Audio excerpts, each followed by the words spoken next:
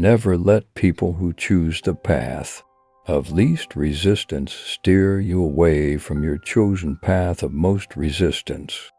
No one is going to come help you. No one's coming to save you.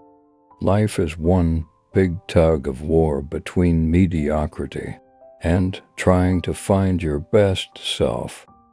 The path to success will leave you calloused, bruised, and very tired. It will also leave you empowered. There is no better way to grow as a person than to do every day something you hate. Everybody comes to a point in their life when they want to quit, but it's what you do at that moment that determines who you are. I don't stop when I'm tired, I stop when I'm done.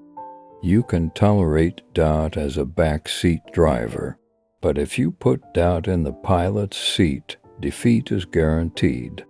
We all have the ability to come from nothing to something. Suffering is the true test of life. Nobody cares what you did yesterday.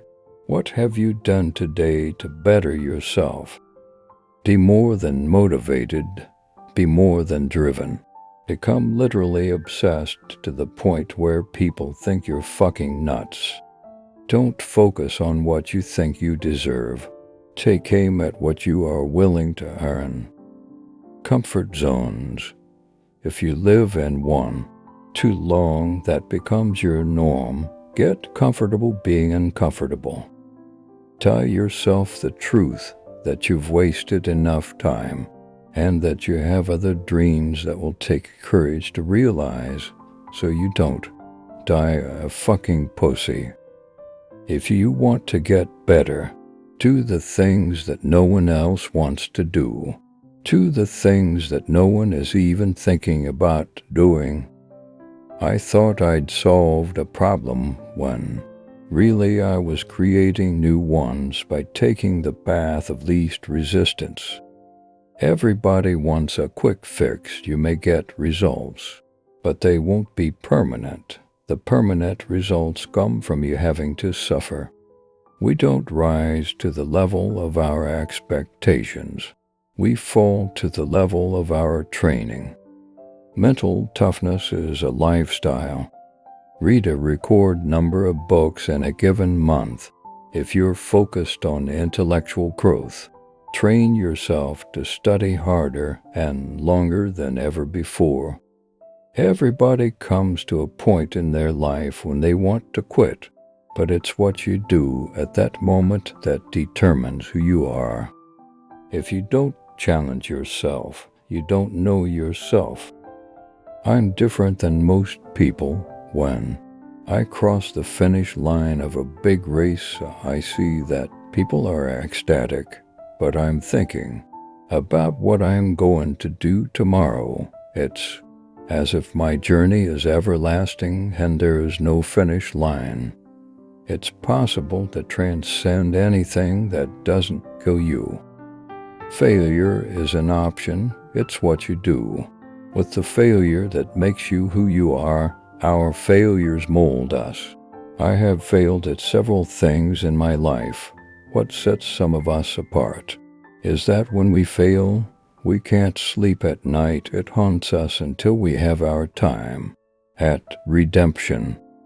From the time you take your first breath, you become eligible to die. You also become eligible to find your greatness and become the one warrior, but it is up to you to equip yourself for the battle ahead.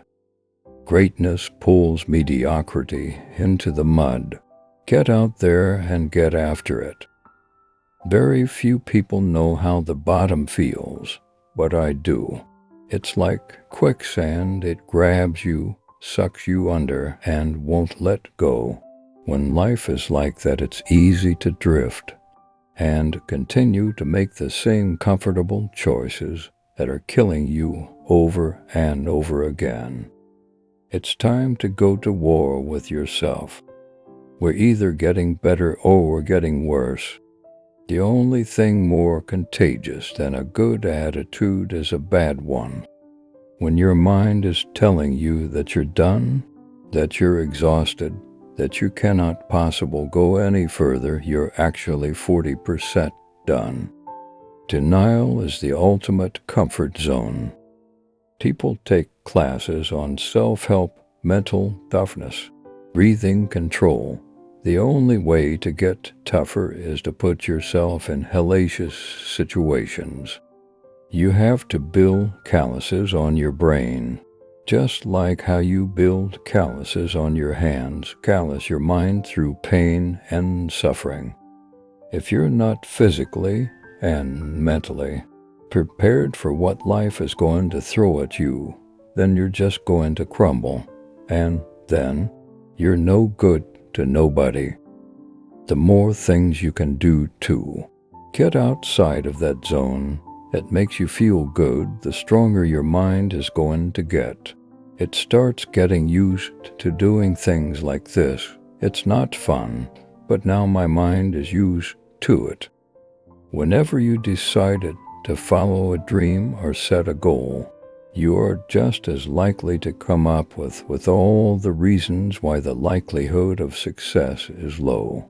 Blame it on the fucked up evolutionary wiring of the human mind, but you don't have to let your doubt into the cockpit. The mind is the most powerful thing in the world. The reason it's important to push hardest when you want to quit the most is because it helps you callous your mind. It's the same reason why you have to do your best work when you are the least motivated. Most of us, we live in a box, and we don't want to go out of that box at all, ever. Outside that box is all these possibilities of life. But what we do is shackle our mind, and we are a prisoner in our own mind. In a human being, your character is your foundation. And when you build a bunch of successes and pile up even more failures on a fucked up foundation, the structure, that is the self, won't be sound. To develop an armored mind, a mindset so calloused and hard that it becomes bulletproof, you need to go to the source of all your fears and insecurities. Only when you identify and accept your weaknesses will you finally stop running from your past. Pain unlocks a secret doorway in the mind, one that leads to both peak performance and beautiful silence. Only you can master your mind, which is what it takes to live a bold life filled with accomplishments most people consider beyond their capability. Everything in life is a mind game. Whenever we get swept under by life's dramas, large and small, we are forgetting that no matter how bad the pain gets, no matter how harrowing the torture, all bad things end. It's so easy to be great these days because everyone else is so weak.